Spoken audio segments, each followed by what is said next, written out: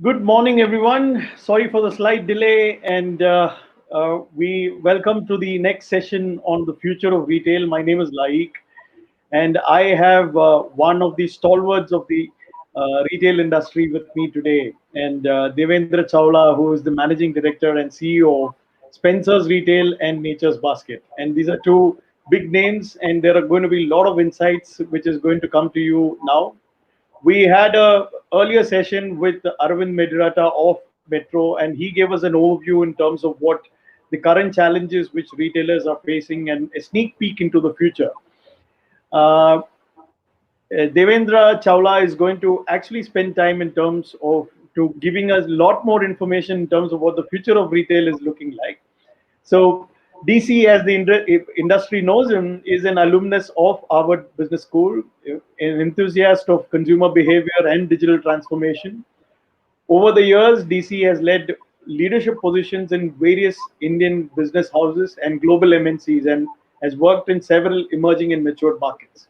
His work served with Asian Paints, Coca-Cola, Future Group, Walmart, and now is the managing director and CEO of Spencer's Retail and Nature's Basket.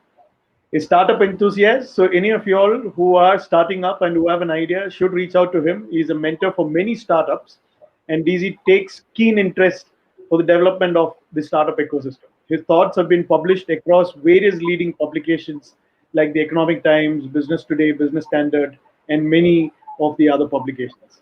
DC, over to you, and we are really looking forward to your session here. Thank you so much. Thank you, Mr. Ali. That was a very, very kind introduction. And so I'll speak on what does the future of retail look like. And a very good morning to you. I think this question of how the future of modern retail or retail looks like, it's a very pertinent question, and it's not just asked now, but for several decades, which show how dynamic the industry is, and it has been the case right from many decades. And major shifts and disruption, which has been making changes within the industry, be the arrival of modern retail or the arrival of what we call e-commerce and now omni-channel. I think it's ever evolved, and the penetration of technology coupled with the rapidly changing technology. I think if you look at the changing consumer demographics and psychology, I think a lot has changed over the last couple of years. And whatever may happen, whatever path businesses follow, one thing which will hold its forte in this changing landscape for forever, for a truly successful disruptor, is that every business disruptive business model keeps customer at the center of every decision. And I will speak more on this. I think keeping customer at the center is no more just a fancy or a buzzword which can be thrown around, and now it comes up a lot in a lot of meetings and conferences, and in the pursuit of trying our luck with the latest trend of what all is happening. I think I've seen many managers lose sight of what truly makes a connection with the customer. I think the present customer, as we all know it, including all of us, is getting lured by several new concepts. And that's happening on a daily basis, like instant gratification on the back of meteoric rise of tech in retail. And one keeps hearing about 10 minutes grocery delivery model to 30 minutes. We've all ordered pizza, within delivery within 30 minutes. And what once used to be a niche segment of upcoming and startup brands, the new business model of D2C, which is direct to consumer delivery model, is being quickly adopted and scaled up. And a lot of large companies are also trying to understand and actually trying to adopt some of these new models. Now, if you see, the blurring boundaries between offline and online channel is there for all of us to experience. I mean, we are experiencing it. Omni-channel is the only thing which matters, and consumers now want options of seamless transition between these channels. And omni-channel doesn't seem like a sci-fi anymore. It allows companies to form a solution around the complex customer journey and intermix across channel, whether offline, online, social commerce, physical retail, or calling on a telephone. And these, when combined with the new technologies which are taking shape every day, like AR and VR in the offering is what is making us all look forward to what lies ahead for all of us, what we call the future of retail. And when we try to analyze what is the common thread across all these, we realize that it is nothing but it's the tries of organizations to wow the customer and stand out or make a differentiation for themselves from the other companies or competition. And at the heart of consumer behavior is a deep psychology of reducing pain. Whether now if you see online and in the pandemic, all of us have spent so much time on the screens, whether it is the pain of the cycle of browsing, exploration, transaction, and hence the shortest, smartest, and the least frictionless way of customer gratification will define what a successful business model looks like. And I think convenience to consumers is becoming more and more important in decision making journey. I mean, on Google, if you search, like near me is becoming very mainstream for many shopper, at least in urban cities. And we need to understand that customers live and transact in micro moments. Today there's a deficit of attention. Like you move on between so many apps and you check your phone hundreds of times in a day that the biggest challenge for companies and brands is how to get their attention. So I call it transacting in micro moment, because if you we all know on a video then how fast we, if there's some ad comes and if it doesn't catches your fancy, how quickly we press the button skip and we want to quickly move on. And I think this is here where we need to win for our consumers and make these micro moments magical. I think these micro moments are spread across the customer journey.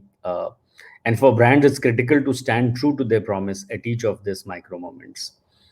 Now, what does it all mean for businesses, and how do we need to approach it when you can just or you can't estimate how the future is going to be? I think one thing which will always matter in retail is the role of human emotions apart from tech. And I think we need to remember that emotions are all about human interactions, the joy of shopping, or what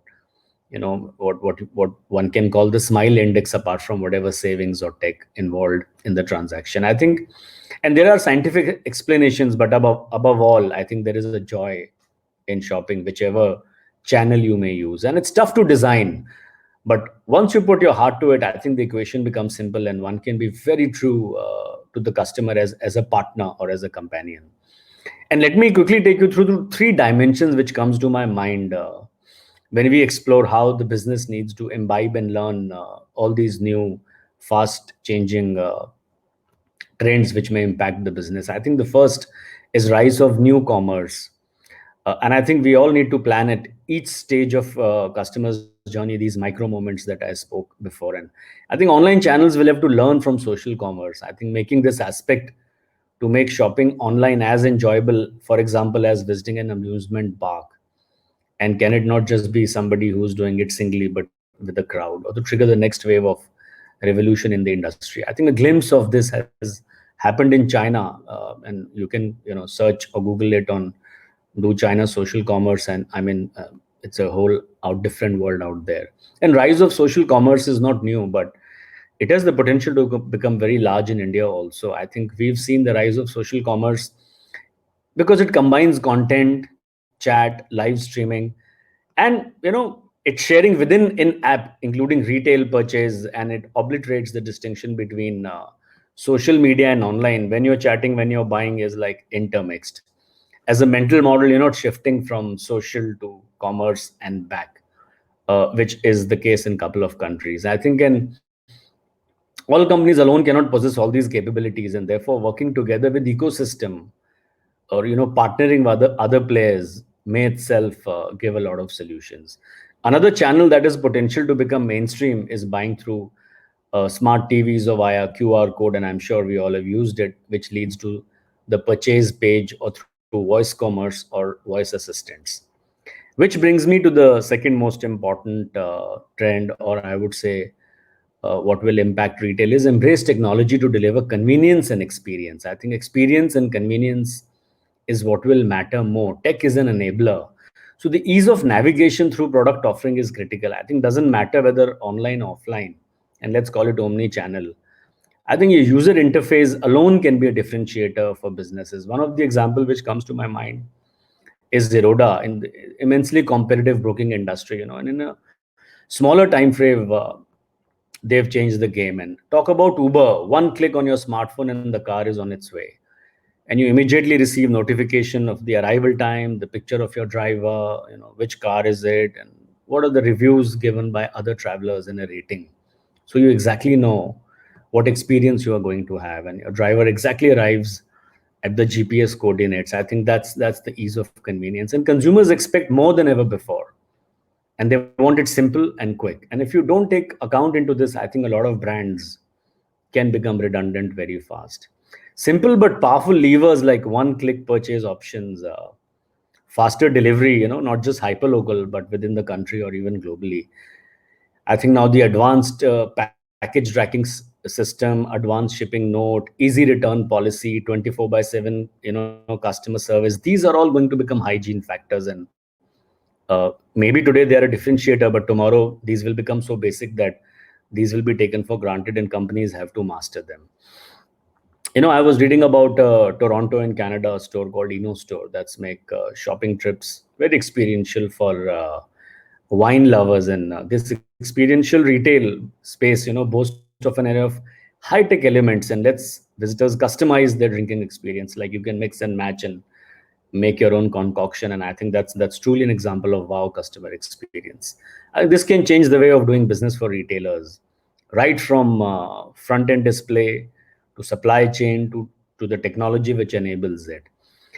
I think AR and VR, which is augmented reality and virtual reality, have immense potential to revolutionize the entire experience. And it's early days. It's just a lot of experiments are happening, but I'm sure in a couple of years, these technologies will also go mainstream. And interactions with product like AR, VR can transform the entire buying experiences. I think a survey conducted did say that 40% of customers are even willing to pay more if they have augmented reality as part of the shopping experience. I don't know how much premium or how it will work, but definitely a survey says that. I think voice enabled buying or voice tech and artificial intelligence based virtual assistants, and we've had at Spencer's also used such technologies. I think they're all setting up new benchmarks for customer experience. I think voice search will definitely give way to substantial volume of current text search, and I think more and more, if you see, more vernacular languages are being developed, so people can even shop in the local language. I think, and most importantly, and lastly, the last trend, or I think something which we all are really living as even we speak, is omni-channel. I think this is here to stay, and you have to go by insight and not intuition. I think we all are customers first, and we know that we keep using multiple channels for our, let's say, for example, grocery, for our monthly basket needs. And I don't echo with the narrative that there's pure offline and pure online. I think it's all got mixed. It's omni-channel now.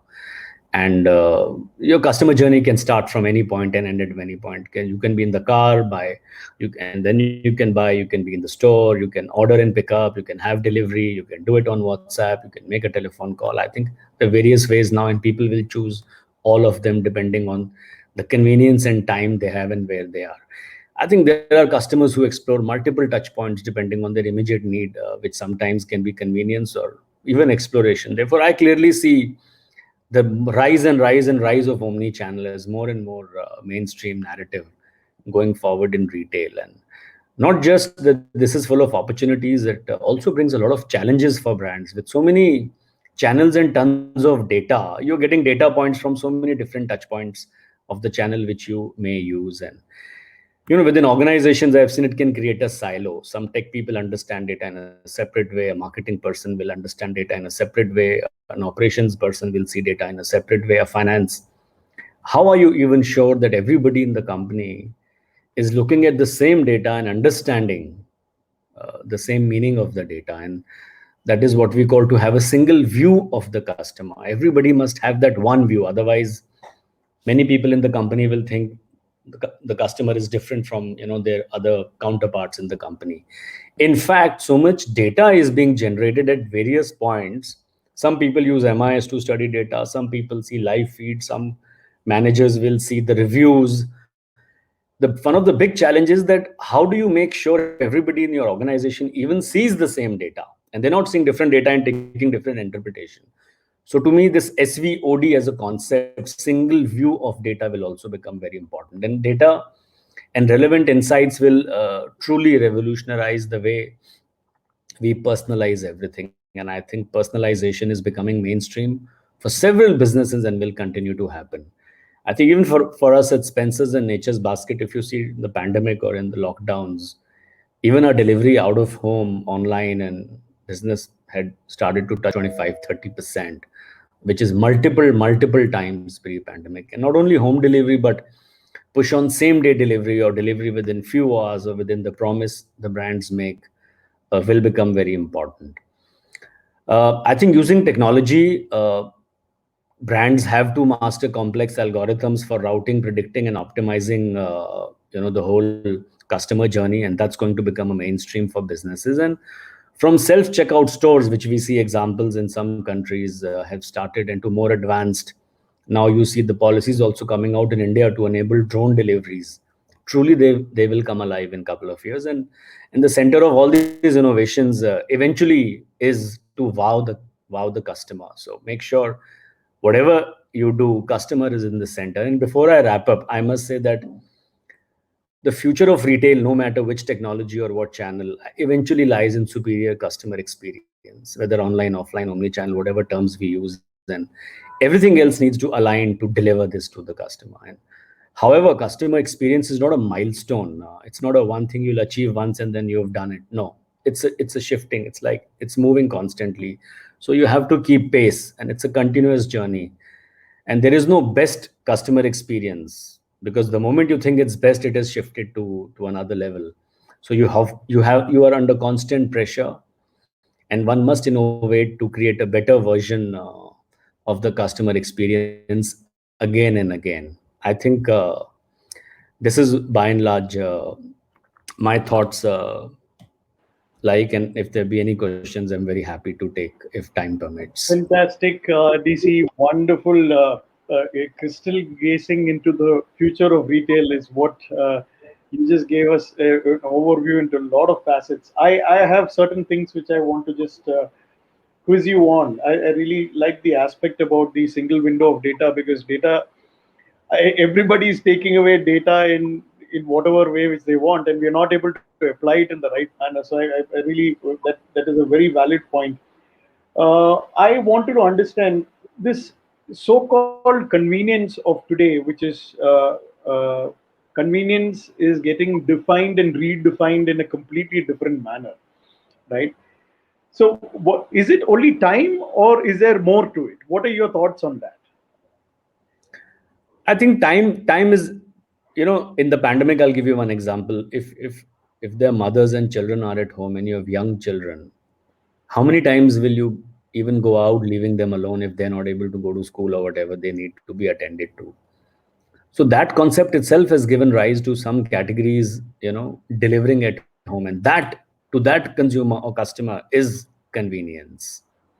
If you are late today, you wanted to buy something and you have to, in the evening, let's say you have to go somewhere, but you don't have the time to go to the store, you may order from the car. For that customer, that is convenience. So I think the moment you want, serving from the organization side, you have to serve the customer. You have to treat them like, just they have to say their wish and you have to serve them whichever way. I think that is convenience. Now, things like price is a given. People will choose that brand, and within that brand, whether to buy online, offline, omni channel, go click, telephone call, whatever, WhatsApp, because they've already bought into that, they like the assortment or they like the pricing. So you cannot separate pricing from it. I mean, those are things people, I'm making an assumption, customers know where they want to shop, right? So convenience is going to become very, very powerful, and I think the pandemic has totally changed the way, convenience used to be defined. Yeah.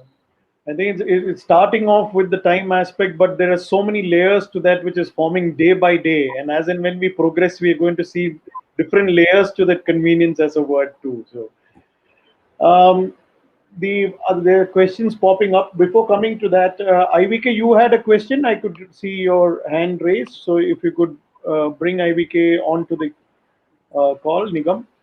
So while he's coming here, I wanted to touch upon the other aspect. While all of you all are playing the organizing game, right? Saying that okay, all of you are leading that game of organizing the entire market. At the other side, there is this local kirana, which we know is the largest segment which is there for us, right, in India. What do you think is the biggest challenge which they are facing today, and what they should be, if there was maybe one or two aspects, if they need to be really looking at, what would that be? I think it's one of the most winning models in the country is the Kirana model. They've been the most efficient. They will deliver to you if you order even a 20 rupee, 30 rupee, 40 rupee thing. Before they shut the store, they'll deliver or somebody will deliver. They will even give you credit right in their copy, in and their if copy, so it's a highly efficient model and the cost structure is also very efficient. I think what what will add as a layer is tech. Combine probably, can you make their inventory management better? When you're buying, do you know what is in your store? You don't have a computer or a system to see are you turning the product n number of times or what is exactly. Now please don't get me wrong, these are very smart people, they have a very good idea of inventory, but you can even make it efficient using technology. That's on the back end, I would say, for better working capital, so you know what you're carrying, when do you need to order. And I think on the front end, connecting with the customer, if more and more delivery starts happening, uh, maybe more ways than just getting a telephone call, like connecting through a WhatsApp or connecting or partnering with some of these apps and being on the platform and then getting more business. So I think the model is highly efficient. Just some work on the front end using tech and back end using tech, I think will make them even more formidable. Awesome. Ivike, that is your point about data back in relationship front. I think you should start off on that and then ask your question. Yeah, thanks, Devendra, for a nice, talk. And I have a follow-up question on your micro moments comment. Um, are you referring to micro moments comment for those categories where there is instant gratification, like celebrity, fashion, or food? But I also see the other end, which is what you call slow commerce, where the things I really want to pay and buy, and I really like them. Rarely in a hurry. I want to buy a fountain pen or a watch. I'm not in any hurry. So the way you sell to those people is not in micro moments. So is it a binary classifier, to use an algorithmic way? So micro moments, Vijaya, is more when you're on a screen, and by and large, it would be an example when you're on your mobile phone. And fortunately or unfortunately, at least in the pandemic last 15, 18 months, because people have not gone out like before, so mobile usage has gone up. So micro moments is actually even beyond retail. What it means is, suppose you pick up your phone and you want to make a call to somebody, you pick it up and you see a notification in WhatsApp. You'll actually start engaging with the WhatsApp and start replying and then forget, or maybe remember after 5 minutes you actually picked up the phone to make a call, or you wanted to go to a website. So micro moment means that your attention span is so small. Within seconds, who will grab your attention will win the battle. And if you see in China, there's this app called WeChat. Yeah, you should. I used to experience it. I downloaded it. Uh, what it does is you can do everything on WeChat. Everything, like that one app is like a window to the whole world. Like you could order a car, you could order a pizza, you could buy mutual funds, you could buy stocks, you could do a train ticket, you could do anything in the world which you think money can do. It even masks your phone and you could pay like any other app. So why they do this is so that the risk of losing the customer once they leave your app and goes to another, then they can get very engrossed in that app. So that's how this whole platform and network affect people. If you see any app which started with one motto, like payments only, right? Then they will get into many other businesses like retail, right? Or like getting credit or giving a loan. The idea is that once you've got the customer, the whole what else can you do with the customer? Why would you only want payment from the customer? Now that the customers come and the same customer is going to shop or take a loan or pay someone, or let's say invest or order a car, why do you want them to leave your app and go to another app? So I think, and the most expensive real estate in the world is this 6 by 4 inch screen of a mobile. It is no more the land, you know, it is actually the mobile screen probably is the, and I'll explain to you why. There are millions of apps, thousands of apps, at least hundreds of apps we all know. I mean, how many apps can you download on your phone? 50, 100, 200? Are you really using 200 apps in a day? You eventually end up using 5 to 10 in a day. If there are 20 car companies and 20 apps, you will not put 20 apps on your phone. You will not have 20 apps of grocery. You choose end up one. So eventually you spend 90% of your time, even on your phone, in the top 10 apps. Now, what will it take to be in the top 10? If you're not, God help you, because then you've lost your space in the most expensive real estate. So micro moments is more digital. To your example, if you're a connoisseur of you want to buy a violin, you want to buy a guitar, and you're going to buy it once in 5 years or 4 years or 3 years, you will, of course, want to experience it, spend time with it, check out many. So obviously, micro moment will not be an answer to everything, but at least when the digital world is or penetration is increasing, I think for brand it becomes a very big challenge. Thank you. Thank you, DC. Just touching upon that slow commerce thing, I was looking up something and I found something called as Wish, which is an e-commerce platform for affordable goods, and you get 80 to 90% off. But it is slow commerce. They deliver only in 4 weeks. So at the age of where we are talking delivery in 15 minutes, here is a company which is actually doing great in the US, which is delivering in 4 weeks, and still people are there for that. So new dynamics are coming. Thank you, DC. Thank you Thank you so so much much. for taking time out and coming and being with us today. And on behalf of CII, I would like to thank you so much, and on behalf of all the audiences, and thank you for your wonderful insights. It was great listening to you, and we will stay in touch with you and be in touch. Thank you, Mr. Ali, and I wish all participants a great day of learning and experiencing and actually applying it. Thank you so much. Thank you. Bye.